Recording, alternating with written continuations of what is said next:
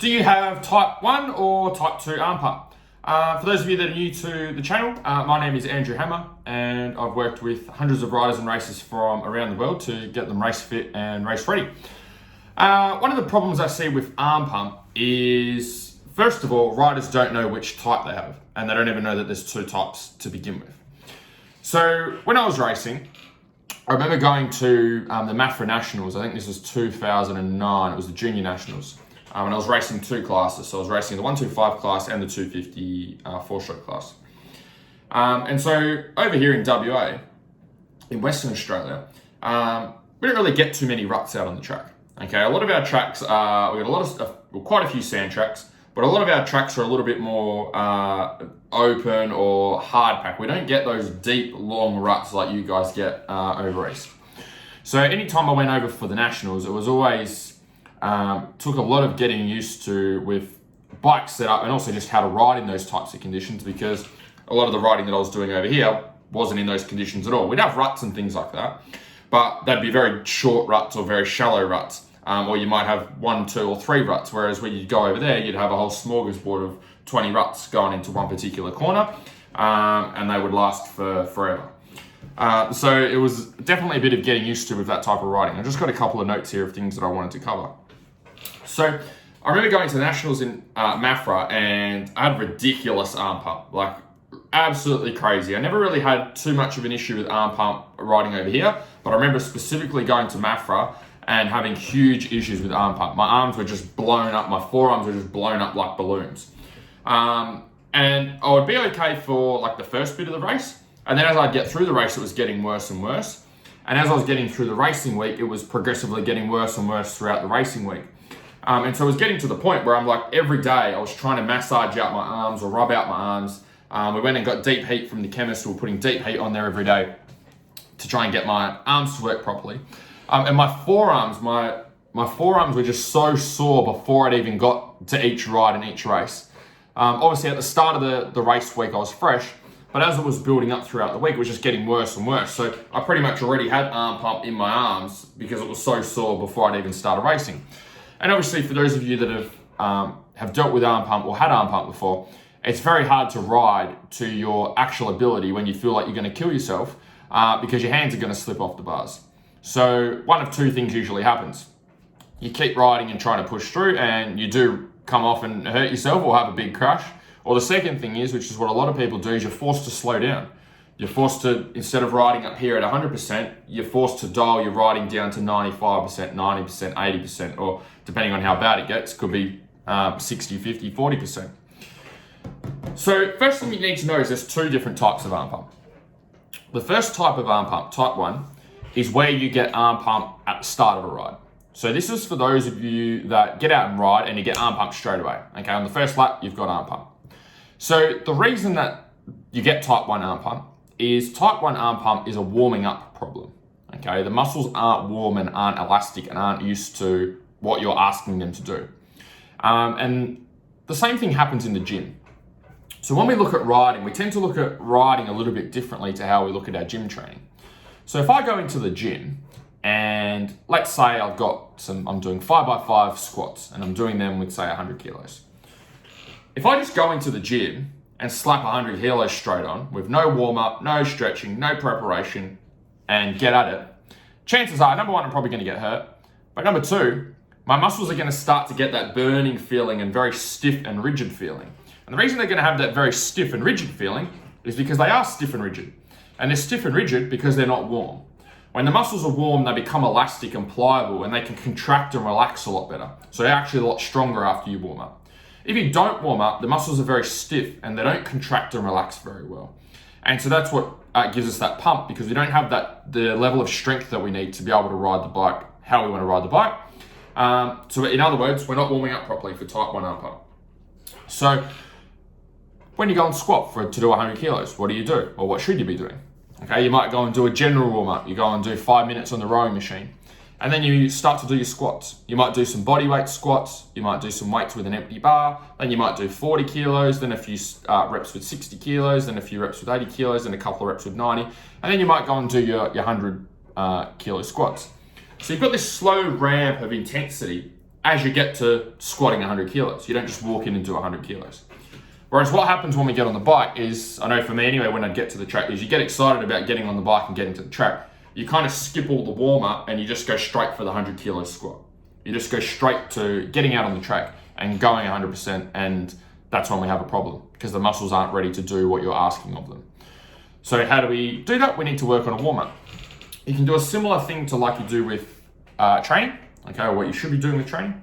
Do a 5-minute warm-up, okay? It could be walking the track, it could be doing a few push-ups or a few squats. You could do 3 rounds of 10 push-ups, 10 squats, just a general warm-up to get your body warm. If it's cold and you had a jumper on beforehand, after you've done your warm-up, you should want to be feeling like you want to take your jumper off. Then once we get out on the track, so if we're out there for a practice day, we just want to slowly wind up the intensity over a 10-minute period. So instead of just getting out there on the track for, the first lap and then, or 2 laps and then going for it, what we want to do is slowly ramp up the intensity like we would for a 100 kilo squat.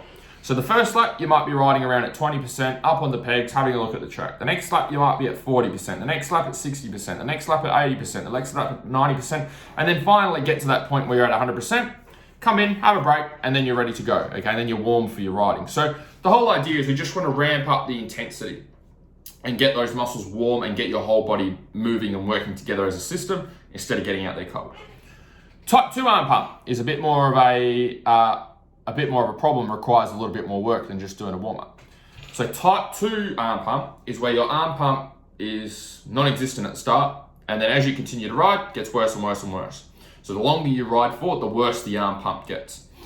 So ultimately what this means is we've got too much load going through your arms. Okay, now again, as riders, we tend to look at riding and gym training very differently, but they're actually quite the same. They're both physical exercise, putting our body under a lot of stress. So when you go and ride and you've got arm pump and you didn't have it at the start, but you've got it at the end, something's changing as you're riding. Okay, you're not doing the same things. Your body's not doing the same things it was doing on lap 1 as it is on lap 5 or lap 10 for that to be a problem. So when we're on the bike, okay, and we're in our attack position or whatever position we're in, we should be using our whole body from head to toe as a system to hold us on the bike, okay? Now, if that system breaks down, if our whole body is not working together from head to toe as we go through the ride, what's going to start to happen is certain areas of our body are going to start to be overworked. So when I'm on the bike, we should have, core working, chest working, upper back working, arse working, quads working, hamstrings working.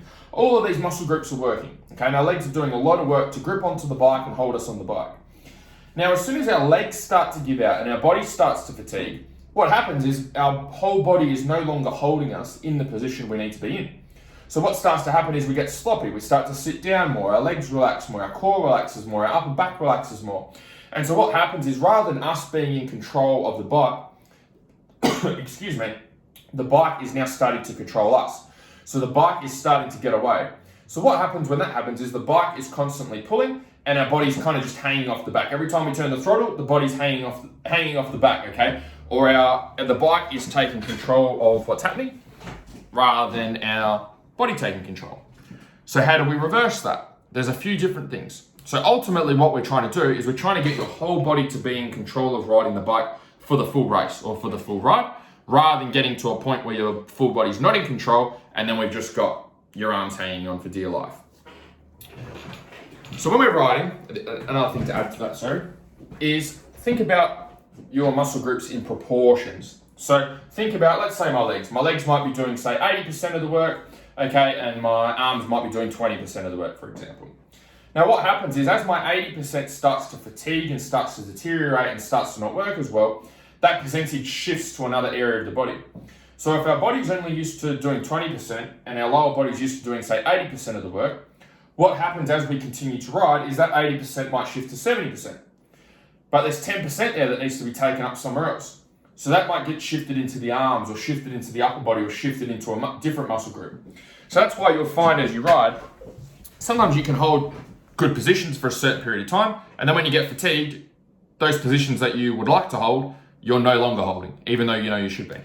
So, how do we take the load off your arms and keep the load in the rest of your body instead of shifting it into your arms? There's a few ways that we can do that, which I've got written down here.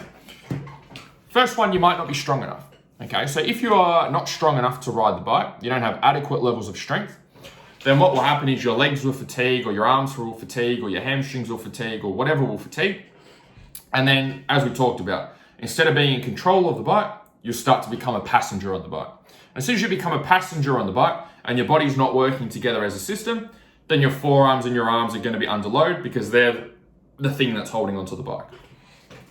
So first of all, you might need to get stronger and do some weight training. Okay, deadlifts, back squats, bent over rows, overhead presses, bench press, great place to start. Cardio. Okay, maybe your cardio is not good enough. So maybe what's happening is you're getting out of breath and you're fatiguing, you're not recovering from intense sections of the track. And because you're feeling overall fatigue, your body's not recharging back to 100%. It's recharging to 90%, to 80, to 70, to 60% as you go through different sections of the track.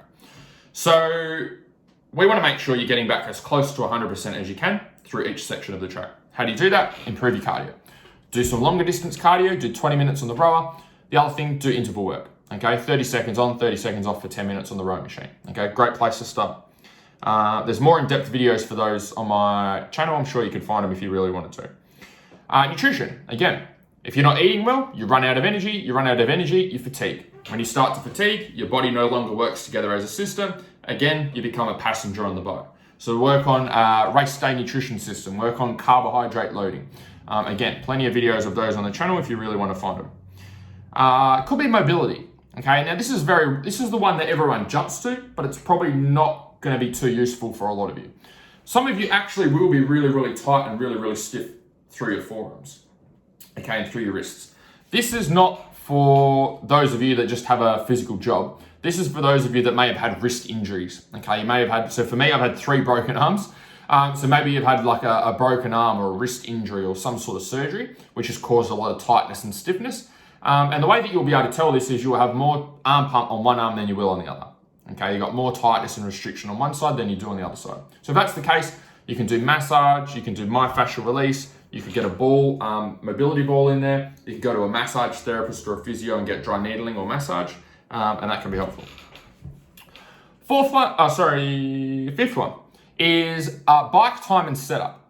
So this comes down to comfort, right? So anytime you're riding, or anytime we do anything in life and we feel uncomfortable, we tend to grip on, okay, a lot tighter.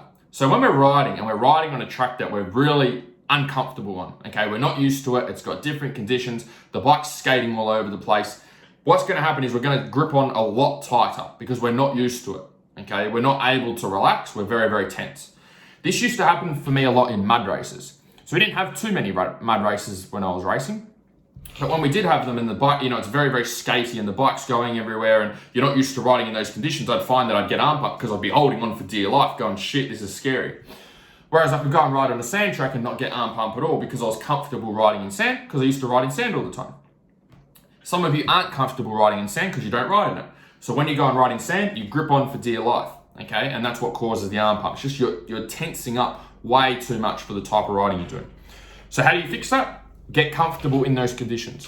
Ride more in those types of conditions, ride more in those types of tracks, develop those skills that you're uncomfortable with and become more comfortable with them. Another thing that can contribute to that, to causing that discomfort, is bike setup.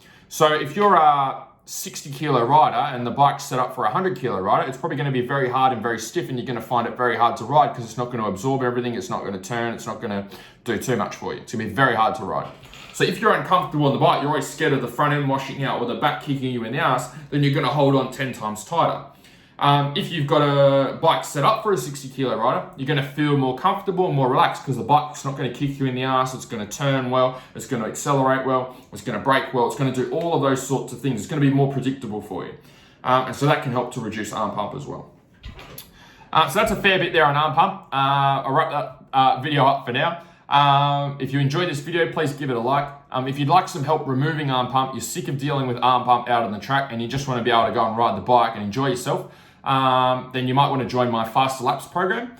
You can apply to work with me either up here or down here on the link. Fill out the link, ask you a couple of quick questions, and then we can go from there.